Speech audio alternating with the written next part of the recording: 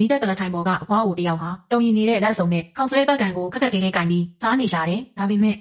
မမြဲတဲ့အားအင်တွေကြောင့်ခေါင်းဆွဲပတ်ကန်ဟာလက်ထဲကနေလွတ်ကျပြီးမြေပြင်ပေါ်မှာအစိမ့်စိမ့်အမွှားမွှားဝဲအပ်သွားခဲ့ရပြန်ပြီ။အဲ့ဒီအချိန်မှာအိမ်ထဲကနေထွက်လာတဲ့သမီးဖြစ်သူကစိတ်မရှိတဲ့လေတံနဲ့အမေရဲ့သမီးဘယ်နှခါပြောရမလဲပကံကိုကောင်းကောင်းမကင်နိုင်ရင်တပွဲပေါ်တင်စားပါဆိုအခုတော့ပကံတွေဘယ်နှလုံးရှိပြီလဲခွဲပစ်တာလို့စူပူအော်ဟစ်ပါတော့တယ်အဖွားအိုဟာသမီးဖြစ်သူရဲ့အဆူဆဲကိုဘာမှပြန်မပြောနိုင်ပဲမျက်နှာငယ်လေးနဲ့ခေါင်းလုံးလို့သာနေရှာတယ်အနီးနားမှာတန်ဖိုးခုံတွေကောက်နေတဲ့မျက်နှာမှာအမဲကွက်တွေပေးချင်နေတဲ့ညီမလေးကတော့အဖွားဖြစ်သူကိုကြည့်ပြီးစိတ်မကောင်းဖြစ်နေရှာတယ်သူကသူ့အမေကိုမေအဖွားကခောက်ဆွဲတွေတိတ်ပူလို့ပကံလွတ်ကျသွားတာဖြစ်မှာပါလို့ဝင်ပြောပေးရှာတယ်ဒါပေမဲ့အမေဖြစ်သူကနင်ကဘာတိလို့လဲကလေးရဲ့ငါတို့ရှာတဲ့ပတ်စံကလေထဲကလွင့်လာတာမဟုတ်ဘူးသွား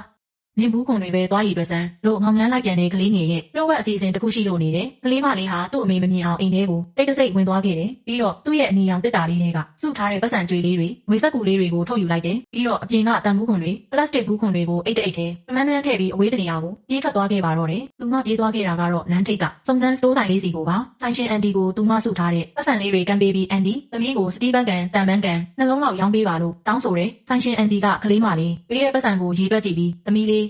သမီးပေးတဲ့ပတ်စံကမလောက်ဘူးကွယ်လို့ပြောတဲ့အခါကလေးမလေးကတနာစရာမျက်နှာလေးနဲ့သမီးမှာဒါပဲရှိတာပါသမီးကောက်ထားတဲ့ဘူးခွန်တွေအကုန်လုံးလဲအန်တီကိုပေးပါမယ်လို့အတနာခံရှာတယ်သမီးကဘလို့ပကံမျိုးလိုချင်လို့လဲလို့အန်တီကမေးတဲ့အခါပြုတ်ကြရင်လဲလုံးဝမကွဲမဲ့ပကံမျိုးလိုချင်တာပါသမီးနှလုံးလိုချင်ပါတယ်လို့ကျူးစင်စွာဖြေရှာတယ်ကလေးမလေးရဲ့စိတ်ရင်းကိုသိသွားတဲ့ဆိုင်ရှင်အန်တီဟာစိတ်မကောင်းဖြစ်ုံတင်မကပဲချီးကျူးမိပြီးစတီးဘန်ကန်နှလုံးကိုထုတ်ပေးလိုက်ကအိမ်ထိပါလိုက်ပို့ပေးခဲ့တယ်အိမ်ပြန်ရောက်တဲ့အခါကလေးမလေးဟာစတီးဘန်ကန်တစ်လုံးကိုအဖွားဖြစ်သူရဲ့လက်ထဲကိုပေးလိုက်ပြီးအဖွားသမီးအဖွားအတွက်ပကံအစ်စ်ဝယ်လာပေးတယ်ဒါကဘယ်တော့မှမကွဲဘူးနော်လို့ပြောပြီးဝမ်းသာအားရပေးရှာတဲ့အဲ့ဒီအချိန်မှာပဲအမေဖြစ်သူကအိမ်ထဲကထွက်လာပြီးကလေးမလေးကိုစူပူဖို့လုပ်ပြန်တယ်အဲ့ဒီအခါကလေးမလေးကကြံတဲ့စတီးဘန်ကန်တစ်လုံးကိုသူ့အမေဘက်လှည့်ပြီးကမ်းပေးလိုက်ရင်မေ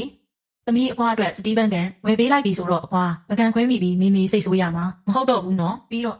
ဒီပကံကမေအတွက်မေအသက်ကြီးလာတဲ့အခါအဖွားလိုမျိုးပကံတွေလွတ်ကြပြီးကွဲလိမ့်မယ်အဲ့ဒီကြရင်သမီးလည်းမေကိုမဆူချင်ဘူးဒါကြောင့်မေအတွက်ပါတခါတည်းဝယ်လာခဲ့တာကလေးငယ်ရဲ့ဖြူစင်ပြီးနက်နဲလာတဲ့စကလုံးတွေဟာအမေဖြစ်သူရဲ့ရင်ဝကိုအရှိန်ဟုန်နဲ့ရိုက်ခတ်သွားခဲ့တယ်မိရဲ့လုပ်ရက်ဟာကိုယ့်ရဲ့သားသမီးအတွက်ကောင်းမွန်တဲ့စံပြတစ်ခုမဖြစ်ခဲ့မှန်းအနာဂတ်မှာမိကိုယ်တိုင်ပြန်လည်ခံစားရမယ့်ဝေကြွေးတစ်ခုကိုပုံဖော်နေမိမှန်းအမေဖြစ်သူကောင်းကောင်းကြီးနားလည်သွားခဲ့ရတယ်သူမဟာမျက်ရည်တွေဝဲလျက်ကလေးမလေးကိုပွေ့ဖက်ပြီးသမီးရဲ့